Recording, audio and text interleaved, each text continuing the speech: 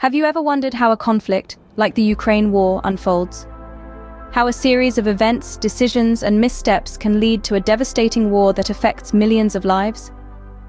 Today, we delve into the intricate series of events leading up to the Ukraine war, a conflict that has left an indelible mark on the world's collective consciousness. The story begins in the early 1990s, when Ukraine gained its independence following the dissolution of the Soviet Union.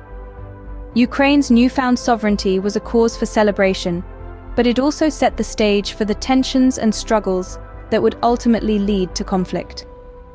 In the years following independence, Ukraine found itself straddling a fine line between East and West, trying to maintain a delicate balance between its historical ties with Russia and its aspirations to forge closer ties with the European Union. This balancing act became increasingly difficult as the years went by, with pressure mounting from both sides. The tipping point came in late 2013, when Ukraine's then president, Viktor Yanukovych, rejected a long-anticipated association agreement with the European Union, opting instead for closer economic ties with Russia. This decision sparked widespread protests in Ukraine, known as the Euromaidan movement, leading to violent clashes between protesters and police. The Euromaidan protests culminated in February 2014 with the ousting of Yanukovych. This political upheaval was swiftly followed by Russia's annexation of Crimea in March 2014, a move that was widely condemned by the international community. This act marked the beginning of a protracted and bloody conflict in eastern Ukraine, where Russian-backed separatists took up arms against the Ukrainian government. The war in Ukraine has since claimed thousands of lives, displaced millions, and plunged the country into a humanitarian crisis.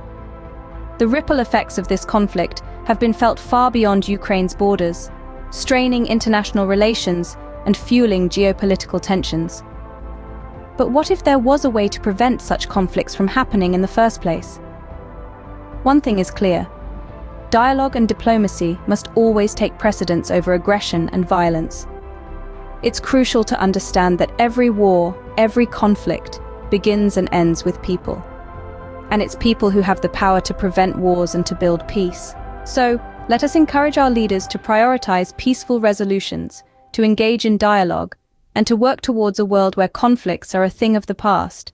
And let us, as individuals, support peace initiatives in any way we can. Because peace begins with us. It begins with our actions, our decisions, and our commitment to a better, more peaceful world. Remember, the future is in our hands. Let's make it a peaceful one.